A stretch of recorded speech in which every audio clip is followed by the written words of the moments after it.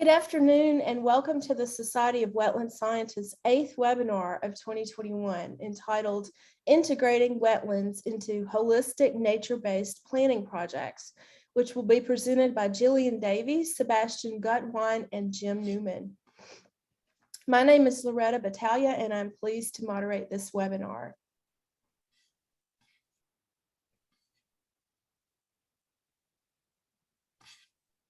For those of you who may not be as familiar with our SWS webinar series, our monthly webinars are usually held on the third Thursday of the month at 1 p.m. Eastern Time. As you can see on this listing of our upcoming webinars, we have both an SWS webinar series in English and a quarterly Spanish webinar, both of which are open to members and non-members alike. Webinars are also posted to YouTube for free viewing, and we currently have an amazing library of over 60 different webinars. Another expansion of the webinar program is the development of wetland interviews. So make sure to keep all of that, in fact, on your radar. We are proud to recognize our 2021 SWS webinar series sponsors. First up, we have the Wittenton Group, which is a natural resource consulting firm that balances regulatory compliance with sound ecological management. And HDR, who specializes in engineering, architecture, environmental, and construction services, creating an unshakable foundation for progress with their multidisciplinary teams of scientists, economists, builders, analysts, and artists. You can find their information at the websites listed above.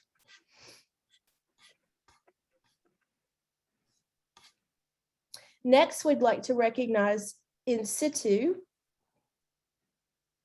Can you please go back a slide? Thank you. In Situ's monitoring equipment and software works together to make it easier and more cost-effective to collect, access, and manage data on water levels, water quality, water flow, and more. Delta Land Services, which is an environmental restoration, mitigation, and land management company providing complete and comprehensive mitigation services to both private and public industry throughout the Gulf Coast region.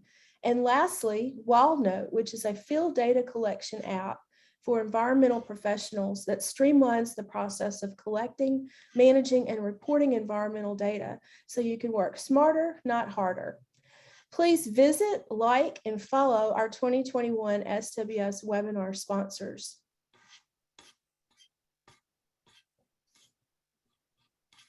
Since January 2018, the SWS Webinar Series Committee has worked to have our SWS webinars pre-approved by the SWS Professional Certification Program to count for continuing education credits that can be applied to your Professional Wetland Scientist certification or renewal. The webinar that will be presented today has been pre-approved for SWS PCP educational credit. Participation certificates for watching the webinar in its entirety are available through an automated process. You will receive an email from Susanna Hagendorn of the SWS National Office about 1 day after the webinar. If it doesn't pop up in your regular email, please check your spam or junk folder and see if it's there. These certificates are free to SWS members. Participation certificates are also available for those who watch webinar recordings, which can be found on our events calendar page or our YouTube channel, complete with multilingual captions. Before we get started with today's webinar, let's go over a few housekeeping items. First, the general format for today's webinar will be a 45-minute presentation by our speaker, followed by approximately 15 minutes of questions and answers. Secondly, all attendees will be muted for the duration of the webinar, and all questions by the attendees should be asked with the Q&A button shown here, not by using the chat button, which is reserved for technical difficulties and will be monitored by SWS staff. At any time during the presentation, you can type your questions into the Q&A window. Participants may upvote questions in the Q&A that they would like to be answered earlier. Lastly, a survey will be sent to you via email from Zoom one day after the webinar. Please complete the survey to give us feedback about today's webinar and the SWS webinar series program. We are constantly striving to improve our webinar series. Additionally, please indicate if you yourself are interested in giving a future SWS webinar. So it is my distinct pleasure to introduce our speakers today. Jillian Davies is a senior ecological scientist, natural climate solutions specialist at BSC Group Incorporated, and also a visiting scholar at the Tufts University Global Development and Environmental Institute. Her work focuses on working with communities to develop wetlands-oriented nature-based solutions to climate change, as well as providing a broad suite of wetland consulting services to a variety of clients. She is president of the Society of Wetland Scientists Professional Certification Program and served as the president for the Society of Wetland Scientists from 2016 to 2017. She is founding co-leader of the SWS Climate Change and Wetlands Initiative, served on the Massachusetts Healthy Soils Action Plan Work Group, serves on the Intikal Wetlands Working Group, and has co-authored several articles and given many presentations on wetlands, soils, and climate change. Jillian has a master's degree from the Yale School of the Environment and a bachelor's degree from Williams College. She is a professional wetland scientist and a registered soil scientist. Sebastian, can we please go back? Thank you. Sebastian Gutwein is a living systems designer whose extensive experience draws from the arts, ecology, politics, and place. His understanding of how things work and how they interrelate allow him to design and plan for challenges that range from water conveyance to agricultural programming to complex GIS analysis and construction management. Since 2015, Sebastian has been the land surveying and digital design instructor at the Conway School, and he is currently in the geodesign program at Penn State. Jim Newman is founder and principal at Linnaean Solutions, which provides environmental analytics and benchmarking for corporate, institutional, and municipal clients. Linnaean's work includes resilience analysis and planning, ecosystem services assessment, and life cycle assessment and embodied carbon studies. This work is embodied in living building challenge consulting, eco-district planning and management, and stakeholder engagement processes to strengthen communities. Mr. Newman is a recognized expert in metrics for sustainability, including embodied carbon tracking, energy and water tracking, and developing metrics for resilience. And with that, I will hand over control to Jillian Davies. Welcome, Jillian. Thank you, Loretta, for that kind introduction. So this webinar is going to present the Apple Country Natural Climate Solutions Project, which took place in 3 communities in central Massachusetts, USA. This area is locally known as Apple Country. In the webinar, we're going to explain why and how the project was conducted, how it's leading to greater wetland conservation, restoration, protection, and community education and engagement, and how wetland scientists can collaborate as part of an interdisciplinary team to benefit wetlands and other ecosystems in the context of a project where the primary focus is addressing climate change and biodiversity loss more broadly. Several advantages make this approach to wetlands conservation and restoration worthwhile. The first being that many funding sources, including state, federal, and private, are now funding work to address both climate resilience and carbon mitigation, and many of these programs are recognizing the value of nature-based solutions, including conservation and restoration of wetlands. Second being that by presenting wetland conservation, restoration, and protection as part of a broader climate resilience and biodiversity project, we as wetland scientists have the opportunity to educate a broader swath of society about the importance of wetlands. And a third advantage is the substantial creativity that results from working with other professionals and community members who bring different perspectives and areas of expertise and local knowledge to the discussion. Next slide. And we'd like to acknowledge that the land where Apple Country Natural Climate Solutions project took place as the unceded traditional territory of the Nipmuc tribal people. Nipmuc means the people of the fresh water, something we wetlands people can relate to.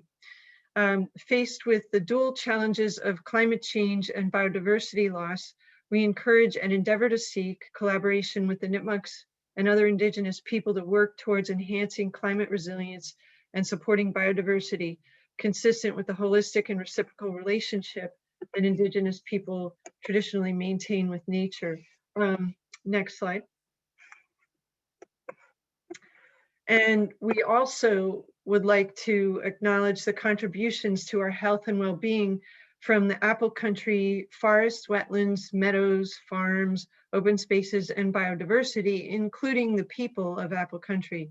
This web of life, our common wealth, creates ecological and climatic balance and provides the basis for our resilience to climate change and other challenges. Next slide. So the project team involved 3 central Massachusetts communities, the towns of Bolton and Harvard, and the Devens Regional Enterprise Zone. The Devens Regional Enterprise Zone is locally referred to as Devens. It's a former military base that's been redeveloped into a mixed-use community, including businesses as well as some residents.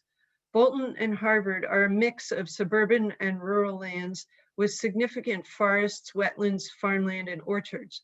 The communities are located at the heart of a central Massachusetts region, locally known as Apple Country, in recognition of the long history of the area as an apple growing region.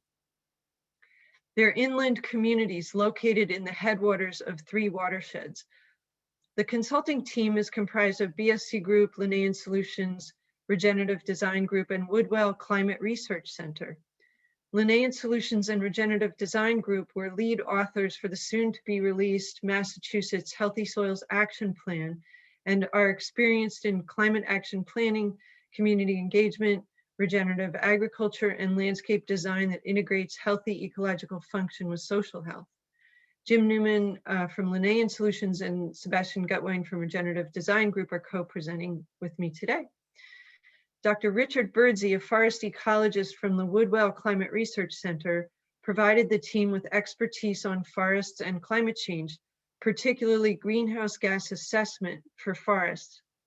BSC Group provided a team of wetland scientists, landscape architects, GIS specialists, a website designer, and an engineer who are experienced in wetlands work, nature-based solutions, assessment and design, and climate resilience planning.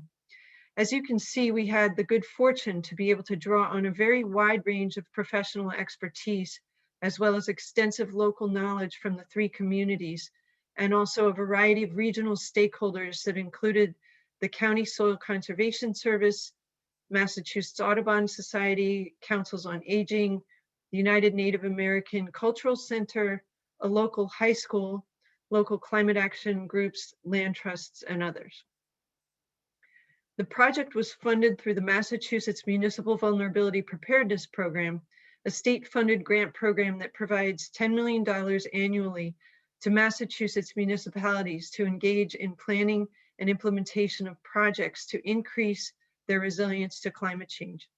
The MVP program has 2 key priorities, the first being to fund nature-based solutions, because this approach to addressing climate change has been demonstrated to be cost-effective and to deliver many valuable co-benefits. The second MVP priority is to address environmental justice by fostering engagement with environmental justice and climate vulnerable groups. This is just one of many climate-related funding opportunities that wetland scientists and our clients can participate in to obtain funding for wetland conservation, restoration, and protection projects. We're all familiar. Actually, could you move the slide forward? Okay, so that's the slide for the MVP program. Could you move it forward again? We're all familiar with think globally, act locally phrase. The Apple Country project embodied this approach. Although climate change and wetland and biodiversity loss and degradation are global emergencies, solutions are local. In addition to identifying and assessing specific local nature-based solutions and actions, the project developed extensive educational materials that not only engaged local communities on specific local challenges and actions, but also provided educational information about the global context for local programs and problems and solutions, including sharing wetlands and climate change materials developed by the Ramsar Convention on Wetlands. Later in the presentation, we'll take a closer look at some of these educational materials and activities. Next slide. The Apple Country communities, along with the rest of the world, have been experiencing climate impacts and are well aware that we're on a trajectory for things to get worse. As headwater inland New England communities, they're experiencing more severe storms, heavy precipitation and flooding and associated damages. And we're in a region that usually has rainfall throughout the year, but we've experienced 2 drought years within the past 5 years and increased numbers of high heat days. Both winter and summer are warmer, and the traditionally cool New England summer nights are often warm now. Spring snowmelt and ice out are happening earlier in the spring, and more snowstorms are arriving as dreary winter rain instead. Because of these impacts and funding from the state for community climate resilience, the communities wanted to proactively increase their climate resilience through nature-based solutions and wanted to involve community members, particularly those who are most vulnerable and who are not often brought into the conversation. The town of Harvard specifically requested that the project develop educational outreach materials that could be used to educate the communities about the particularly high value of wetlands with regard to climate resilience and carbon sequestration and wetland vulnerabilities to climate change. They also asked for a focus on forests so that they could understand the carbon value of their forests and how to support forest climate resilience and health. The most common type of wetland in Massachusetts is red maple swamps, a forested wetland type. The town of Bolton was very interested in looking at how local farms and orchards can be supported so that they become more resilient. And all the communities were interested in how to increase ecosystem carbon sequestration and improve soil health across all land cover types. The towns had already done some climate planning, and Harvard has a local climate action group, so there was a desire to build on prior efforts. In this context, the consulting team worked with community leaders to identify and assess opportunities for working with nature to create more climate resilience for both communities and ecosystems. Such opportunities are often referred to as nature-based solutions or natural climate solutions. Identifying and planning for wetland conservation, restoration, and protection was a large part of the project, as was conservation, restoration, and improved management of other key ecosystems and natural resources, including forest soils, agriculture, and turf landscapes. Next slide.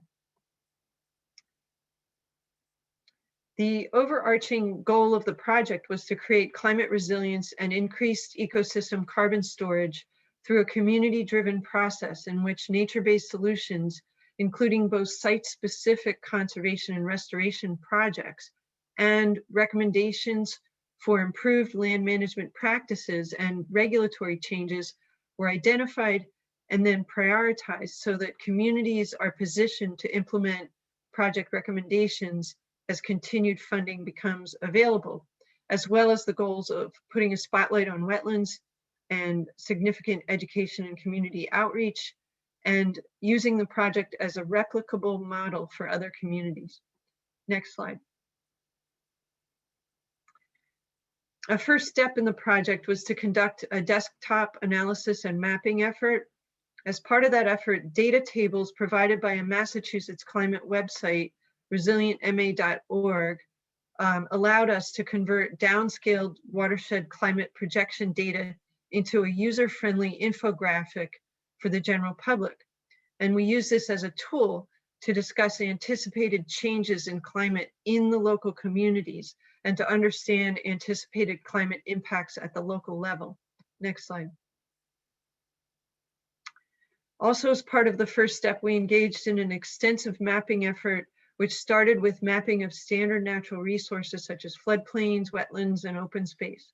We use these maps to engage community members and stakeholders in discussions about their natural resources so that they could both understand their landscape better and provide us with local knowledge about specific locations where they were experiencing climate impacts such as increased flooding. Next slide. Mapping extended to using a variety of online mapping tools related to ecological health as the climate changes, such as the Nature Conservancy's Resilient Lands Mapping Tool, which provides mapping of ecological climate resilience. An area scoring high on ecological climate resilience, shown in green on the map that you see, is apt to continue to function well as the climate changes. Yellow indicates average capacity to continue to function over time, and brown indicates below average ecological climate resilience. Gray indicates fully developed landscape. These maps allow users to prioritize high functioning lands for conservation and to identify locations where specific interventions may enhance the ecological climate resilience. Combined with local knowledge and site visits to ground truth the mapping, these maps are very useful. Next slide. During the second stage of the project, and using the maps generated during the desktop analysis and the downscaled climate predictions, we met with a core team from each of the 3 communities, as well as local and regional stakeholders, such as the local land trusts, the County Soil Conservation Service, Councils on Aging, Boards of Public Health, United Native American Cultural Center, and local climate action committees. The community members identified specific concerns related to climate and helped identify specific locations for us to visit during 5 site visits, where we assessed land management practices and identified specific opportunities for nature-based solutions. Next slide. Because of the COVID-19 pandemic, we needed to modify our normal approach to community meetings and site visits.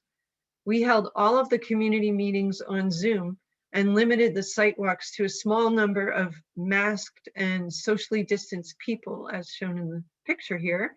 But we live streamed and recorded the site walk so that others could participate remotely, and then we posted the recordings on the project website. And now Sebastian will take the next few slides.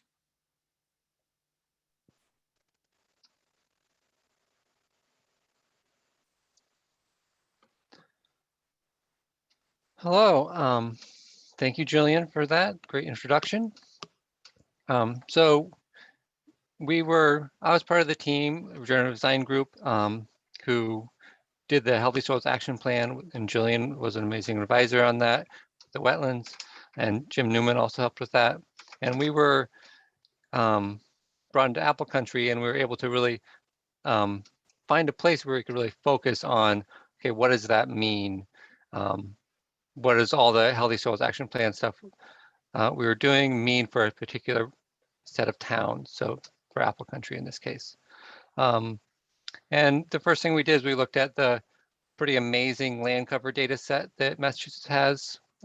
Massachusetts has 1 meter resolution land cover data that includes all different wetland types, forest, trees that would not consider forest, development areas, impervious, etc. And so we looked at that, and we looked at the Surgo soil data from the NRCS and picked out the soil organic carbon values for that. When we were able to combine those two, see if I can get this to move.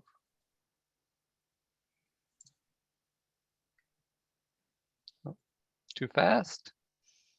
When we were able to combine those two, we were able to see, based on what land cover was there, how much soil organic carbon we can see as a stock in that area. So in this case, we can see that the different towns are different colors. So Bolton is blue, Devon's, which is a smaller area, is red, and Harvard is yellow.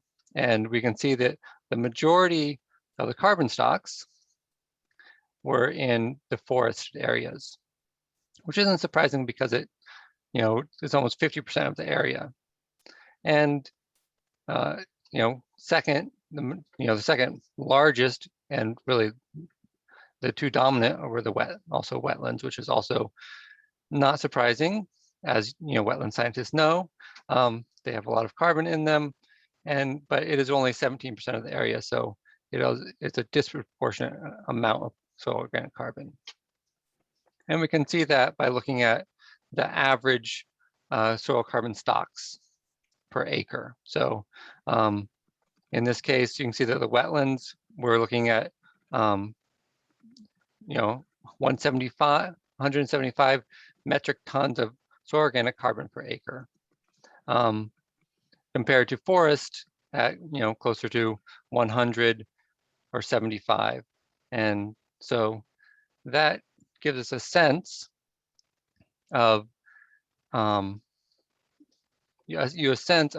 if you were to convert forest, in this example, if a forest was going to be converted to cropland, you would expect over time for the forest to reduce in soil organic carbon. So we looked at, we didn't just use the straight SOC numbers from the NRCS.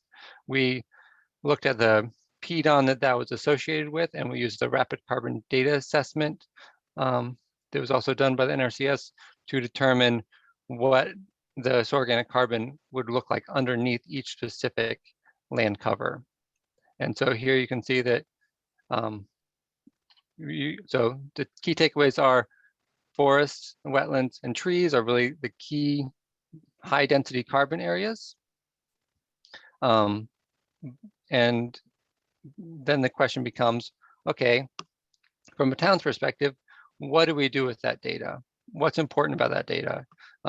Even if soil organic carbon is in these areas, why do we care about that? Well, one reason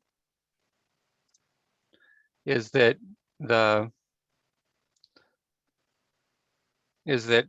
those stocks will be depleted over time if they are converted from forest to developed land, wetland to developed land, etc. So here we can see that we looked at the New England Land Futures data.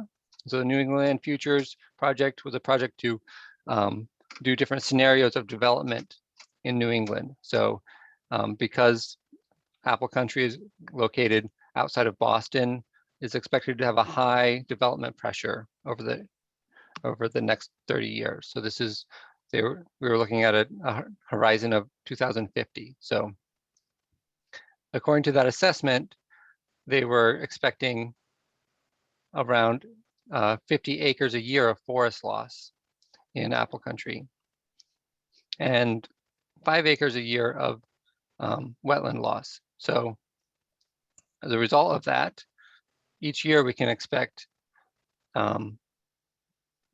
because of that reduction that we calculated from conversion of forest to developed, that reduction of that stock in that particular acre of land, we would end up with an emission from that. So in this case, it would be over in 2050, with all that loss, we would expect 13,000 metric tons of CO2 equivalent per year off-gassing. And those same forests would be also doing sequestration, and in that case, they'd be doing 6,000 metric tons of sequestration each year. So we can see that in this New England Land Futures scenario, which we kind of refer to as business as usual scenario, that the annual carbon flux for Apple Country would actually be negative for soils, basically saying that the soils would be emitting carbon rather than sequestering carbon, which we would normally expect. And that's a result of all that change.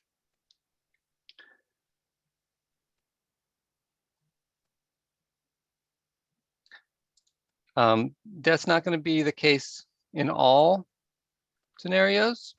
We would, in all areas of the world, I think, New England is kind of special in that forests in New England grow rapidly and are, you leave any bit of land alone for a while, you're going to end up with forests. And also we have cold winters, which retard the breakdown of the soil organic carbon in the soil. So as a result, we have forests in New England end up with a large stock of soil in their carbon in their soils. I'd be intrigued to hear if people find a different situation further south. And there's concern that the warming of the soils due to climate change in the winter will result in off-gassing anyway. So, so we can see that the forests play a big role in this, but we also see that the wetlands are a much smaller area, but are sequestering a lot more. And even with, 5 acres of loss a year, we're losing a lot of that sequestration potential, and also when we're converting wetlands to developed land, we're also then losing that carbon that's in that soil as it becomes aerobic and will off gas. We can also see that in apple country, there's a really small amount currently of agricultural lands. And so they're playing a fairly small role in all of this.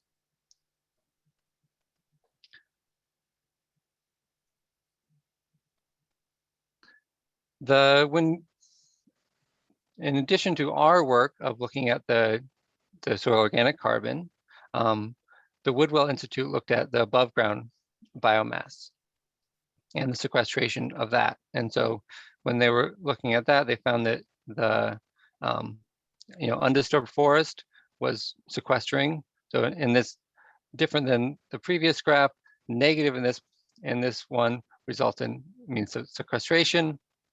We can see that the undisturbed forest is putting into its above ground biomass 54,000 metric tons of CO2 each year. So when we look, so that's compounding the loss in soil carbon. So we know then that forests are really important in this carbon story. And even though they occupy 49% of the apple country, they store more than 53% of the SOC, and even more of that of the total carbon. Wetlands are also something we should really prioritize because they store even a higher concentration of soil organic carbon, and they and even though they're already protected, we should further protect them.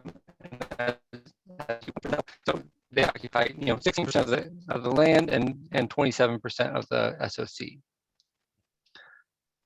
So we were able to take that and try to create some priorities for the towns to follow. So it's one thing to say, you should protect your forests and you should protect your wetlands. And they say, great, we have a lot of forests and we have a lot of wetlands.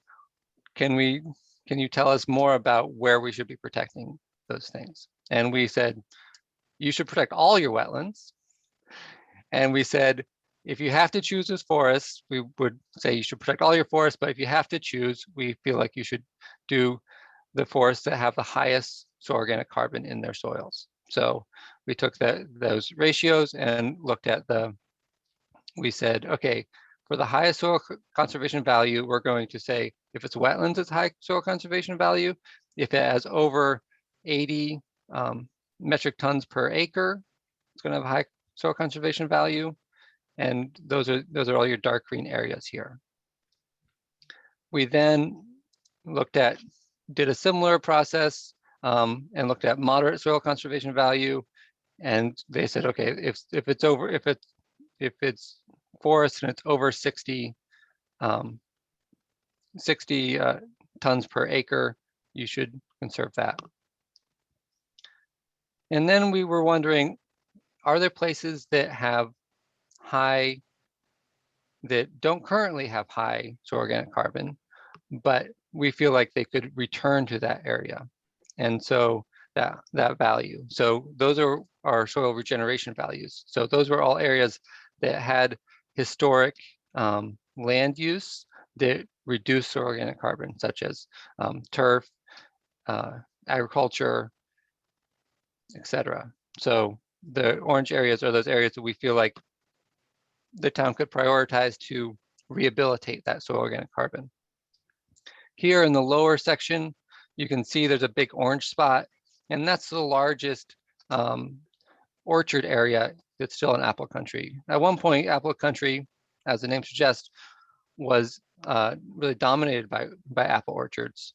But here you can see this orange is really one of the largest remnant orchards, and that's a prime area for changing practices.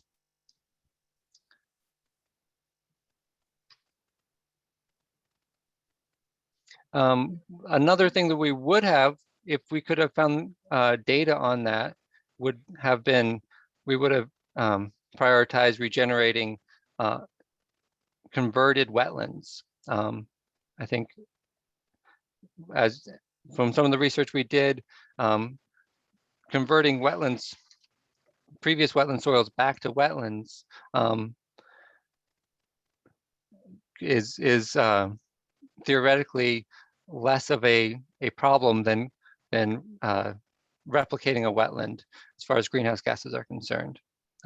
It's my understanding that when you replicate a wetland for some time, you end up with an emissions, carbon emissions because of the carbon equivalent emissions because of the methane production when it's first being established.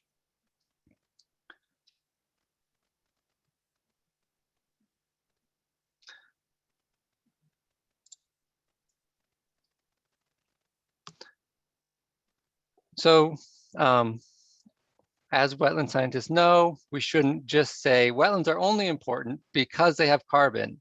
There are many other valuable aspects of wetlands and forests, ecological values, and other great values. So we combined the climate resilience maps and our soil conservation values to try to find areas that the town could prioritize for regeneration because they had a below average resilience score and a high regeneration value, or definitely prioritize conservation of areas that have a high resilience score and a high conservation score. So we're trying to get them to hone in on that.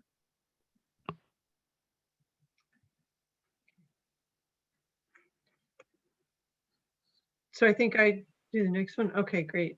So thanks, Bash, for all of that. And after all of that analysis and working in the field and community meetings, we came up with a number of recommendations and prepared a report. And in fact, we had so many recommendations ranging from broad overarching principles. Let's see, I think one slide, we should be one slide prior to this.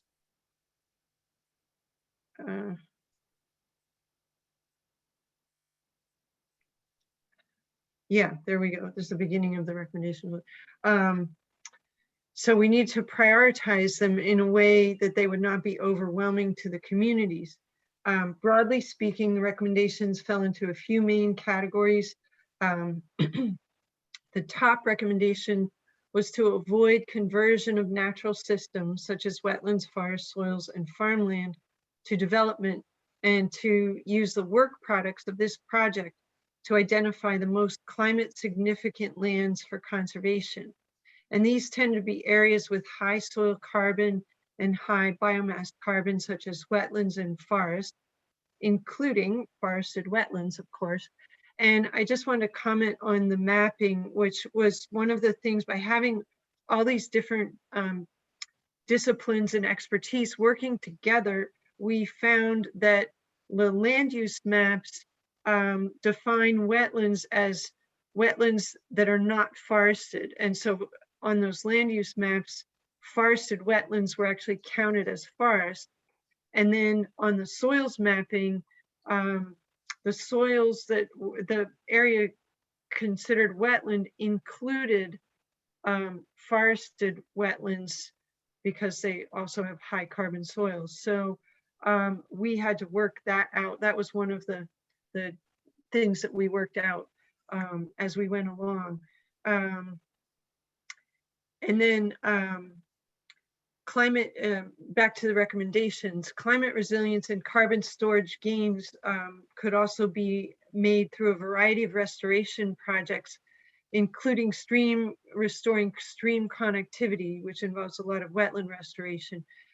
Many opportunities to improve resilience and ecosystem carbon storage were identified through changes to land management practices and local and state level regulatory changes, such as adding climate resilience and ecosystem carbon storage to wetland local bylaws, and then advocating for those changes at the state level. As a direct result of the Apple Country project, one follow-on project has already been funded, which includes funding to incorporate climate change and carbon storage into local wetland bylaws and develop specific land management plans in accordance with the recommendations from this project. Next slide. On this and the next slide, the recommendations that are relevant to wetlands are shown in green, and you can see that a high percentage of the recommendations have significance for wetlands and lay the groundwork for the 3 communities to implement specific conservation, restoration, land management, and regulatory actions that enhance climate resilience of wetlands, forests, farmland, and in all of those areas. So next slide.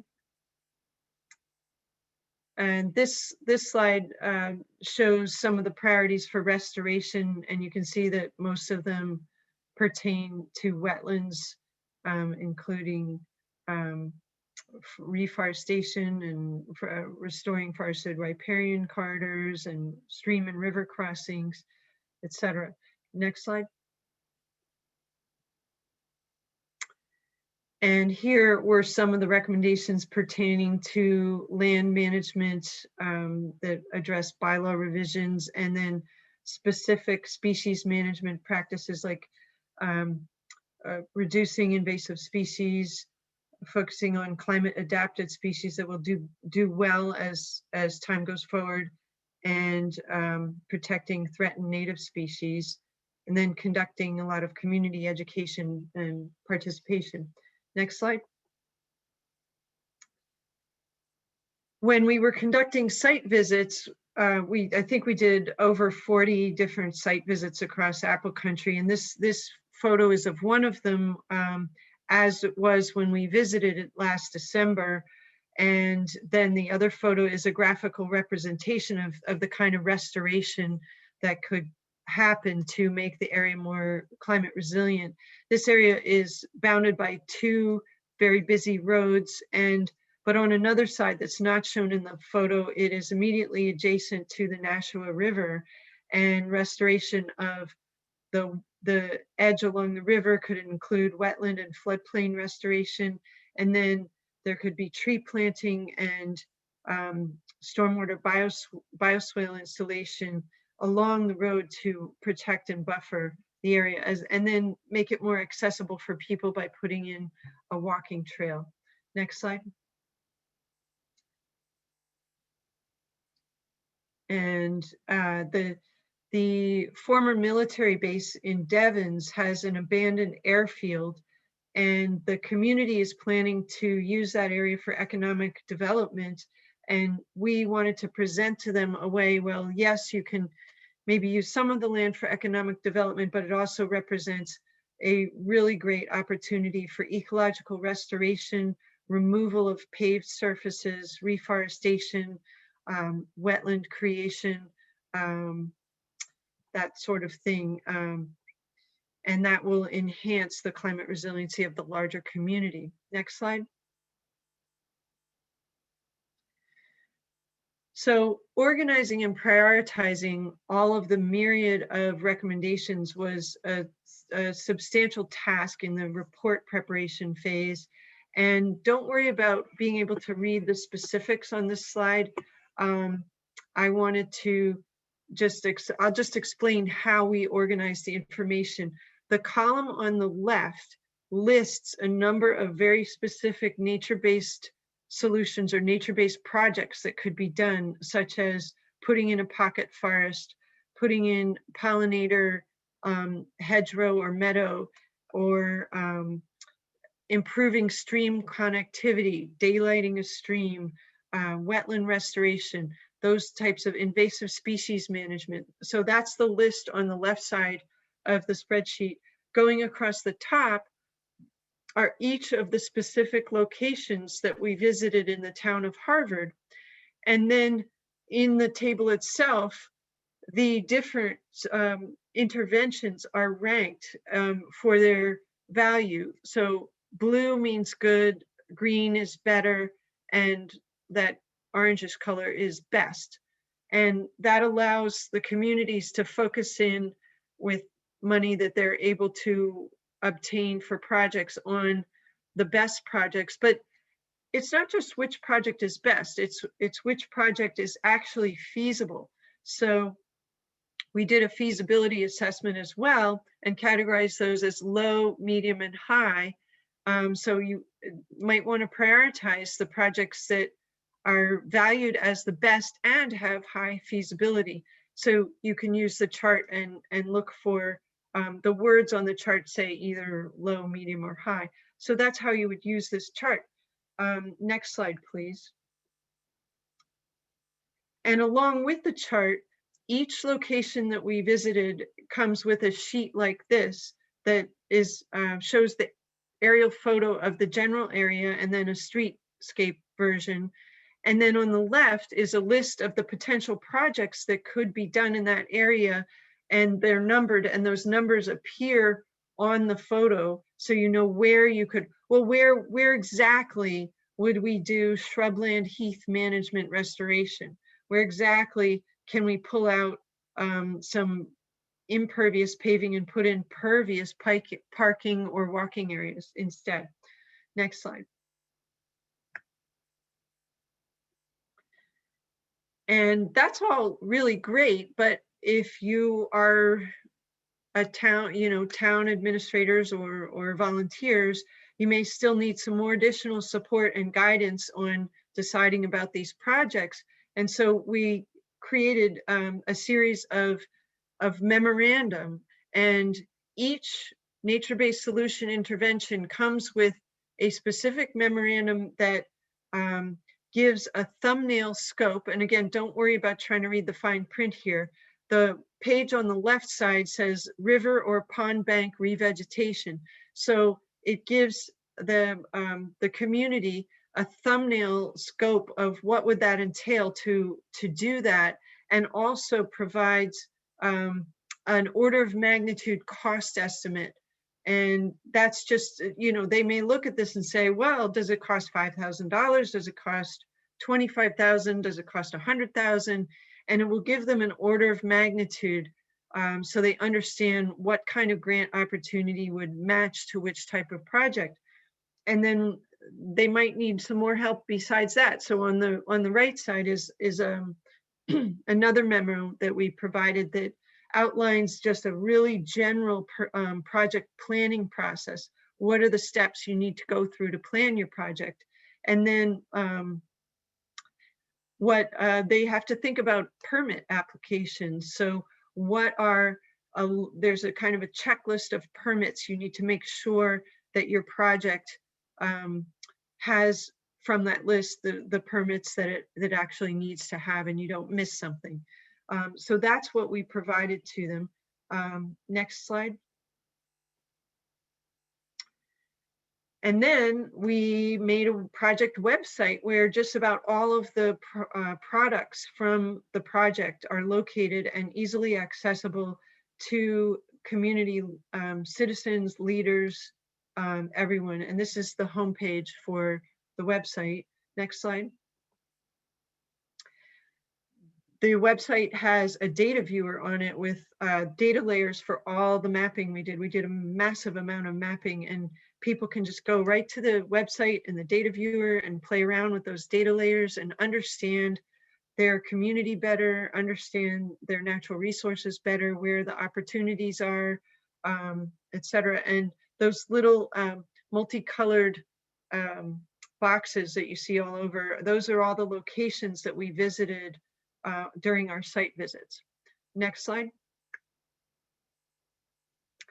And this is the wetlands tab, the wetlands page. We generated and found and uploaded a ton of educational information on wetlands. And the idea was that it would be information for the general public. So there's a wetlands and climate change tab that has general public articles, YouTube videos, things that they would find useful there. And we have a wetlands and biodiversity tab, wetlands and sustainable development goals tab, link to the Rights of Wetlands website, and then links to the wetlands organizations, including SWS. And then we had a special section of the report that focused on wetlands and climate change as requested by the communities. And so we pulled that section out of the report and located it here, so it's easily accessible. And then we created a wetlands and climate change story map and a self-guided field tour and a toolkit for educators. We put that up. It's actually from, I think it's from Ramsar Convention on Wetlands. Next slide.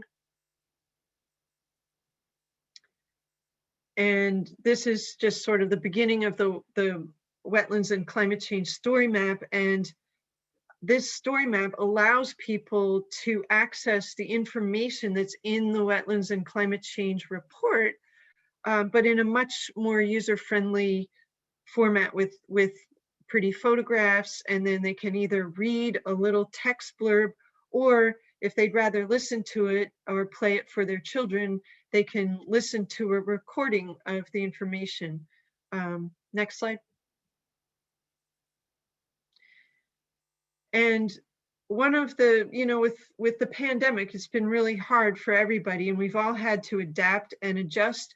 And then sometimes there's a silver lining that comes out of it. And our Apple Country self-guided field tour is one of those silver linings. We, in our contract for this project, we had initially planned to have a typical site visit where people would be invited and we give them a tour and talk about the project. And that was very much not possible this past spring due to the pandemic conditions. So instead of that, we came up with the idea of a self-guided field tour that people could do on their own, at their own leisure, at whatever time of day they wanted to do it. Next slide. And the website shows people a map of where they can go and give some directions on how to get to the start of the self-guided field tour. Next slide. And when they go out to a location where the field tour has been set up, they look for a little sign that's been posted, and you can see on that tree in the upper picture, one of these signs. And the sign has a QR code that they can scan, and that takes them to the wetlands story map, where they can either, again, they can listen to somebody narrating information, or they can read the little text that's in the story map, whichever they prefer. And next slide. So these are just some of the signs that they would see when they're walking around out there. Next slide.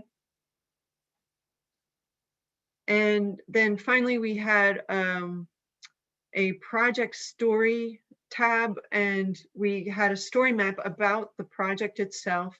We have a recording of the community meeting, the Apple Country reports and their appendices and reference list are all available there. There's a community survey and a little more information than that.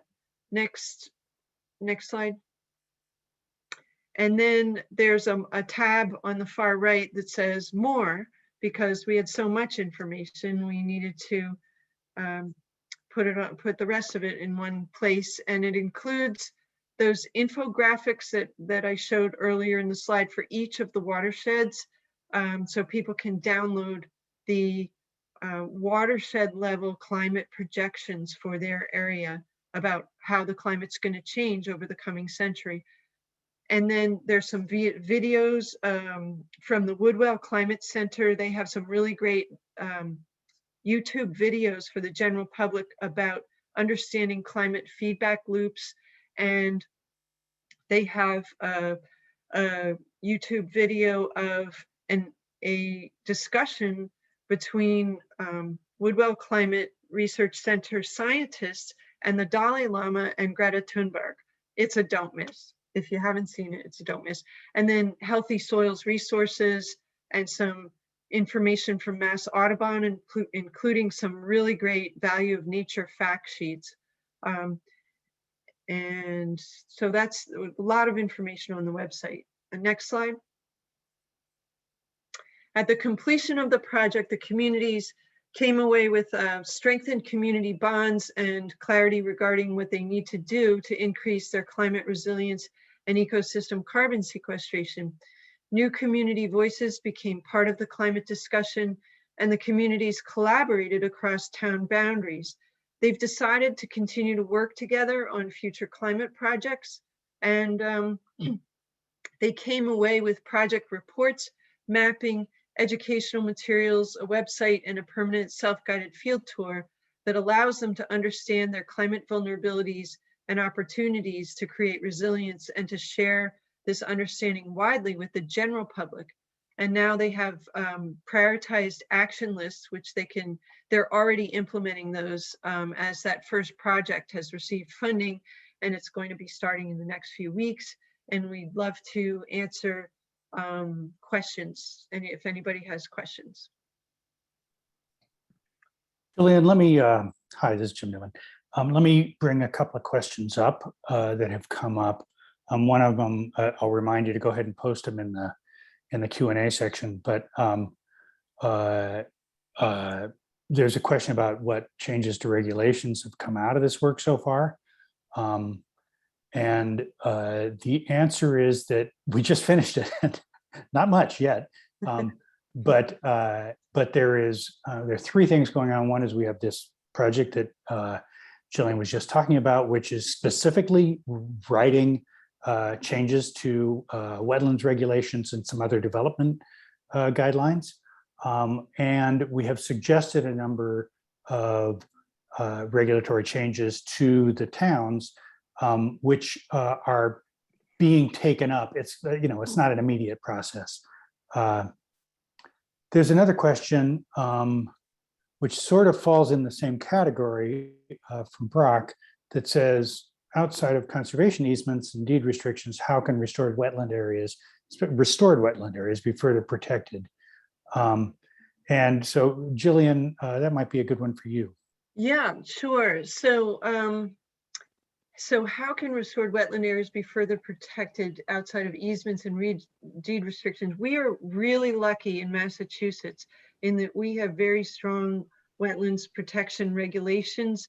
And basically, unless you're doing a public sector project like a highway or an airport type project that has public benefit, you're limited to no more than 5,000 square feet of impacts to wetlands. And then you have to compensate for that through replacing at least 1-to-1.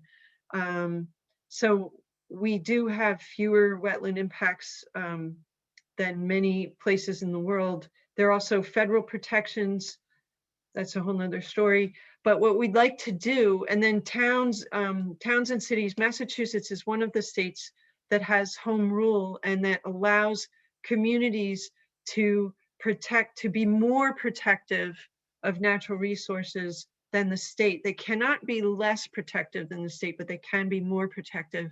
And so many of the communities have local bylaws. And what we'd like to do, the Wetlands Protection Act and the bylaws most of the bylaws were written before climate change became an issue. And so many towns are starting to add generally climate resilience provisions. And so our next project, we would like to develop basically a model bylaw and bylaws for the towns that we're working with that would include the carbon functions of wetlands and then a full suite of climate resilience functions of wetlands, because it's been kind of hit or miss. The towns will hit particularly on the flooding service, which is actually already written into state regulations as one of the functions of wetlands that has to be compensated for if somebody impacts the wetlands. So that's so wetlands can be protected through regulation in addition to just conservation or easements or deed restrictions. And that's how I just described the Massachusetts world for that. And as we know, many states, each state has its own kind of scenario, and different countries have their own approach to that. Internationally, there's the Ramsar Convention on Wetlands that works with countries to protect wetlands of international importance. So there are a variety of mechanisms, basically. Exactly. And we also have been working with the towns that we worked with in Apple Country to develop some upland drainage area sort of guidelines for development to further protect existing and potentially restored wetland areas. It's a little bit of a tricky process. I am going to suggest, Bosch, that you answer Jane Rowan's question in the actual chat or in the Q&A. But I will say, Jane asked about did the mapping and carbon cycle analysis consider the production of CO2 and methane generated by anaerobes in wetlands? And the answer is yes, and that was what Bosch was talking about, where methane in restored wetlands or in developed wetlands, methane production through that process is greater than any sequestration. And so wetlands are a net emitter for a number of years before they become a net sequesterer. Once that process balances out, then even with the methane production, they become a net sequesterer until they get disturbed. So that's the short answer. It's probably worth answering that in more detail. Bosch, I don't know. We're probably out of time as well. So yeah, so that Jim's that's my understanding of the numbers. So I didn't actually do that particular part of the study. That was Eric Tonsmeyer who put together the from Project Drawdown, who put together a lot of those numbers. We did I'm looking at his list here of all the things he cited for that number. As far as the carbon emissions were concerned, that was just due to development, and that was SOC loss due to development. So we didn't include in the sequestration numbers for wetlands, that's included. When we were looking at the emissions from wetlands loss, we weren't including, we were just looking at soil organic carbon. Okay, so I think we were out of time, and I would just like to say that if you forgot to ask a question, or because we're out of time, you didn't have time to ask your question, you can always email the presenters at the email addresses listed for the presenters on this slide, hopefully, or on one of the slides in the webinar. And I'd like to thank Jillian, Sebastian, and Jim for taking time out of their busy schedule to share expertise and insights with the wetland community around the world. We really, really appreciate it. Thank you for a fabulous webinar. And our next English SWS webinar will be held on September the 16th, 2021, and will be presented by J.D. Wilson, who will be presenting the work on crayfish frogs, reptile amphibian assemblages in ruminant wet prairies. And our next Spanish SWS webinar will be held on September the 22nd, 2021, and will be presented by Sergio Salinas Rodriguez, speaking about climate resilience, environmental flows, theory, practice, and outlook on a changing climate in Mexico. And as a reminder, all of the Spanish webinars are offered free of charge to members and non-members alike. And finally, be sure to subscribe or follow SWS social media channels like Facebook and LinkedIn to keep informed about the Society. If you are not a member, please check out our webpage at sws.org and find out how to become one of our members to get all of the benefits of membership in SWS. And remember, we also have a YouTube channel where our webinars are posted 3 months after their original broadcast with multilingual subtitles, and newly added over the past year are our wetland interviews, 2 in English and 3 in Spanish, which are posted to the YouTube page. You can quickly find links to those on the SWS website under the Resources tab by selecting Wetland Interviews. If you are Spanish speaking, be certain to subscribe to the Latin American and Caribbean region's Facebook page at the link listed here. Next slide. And thanks again to today's presenters, to all of our webinar sponsors, and to you, our audience, for participating today. And we hope that everyone has a wonderful day, and please stay well. Thank you.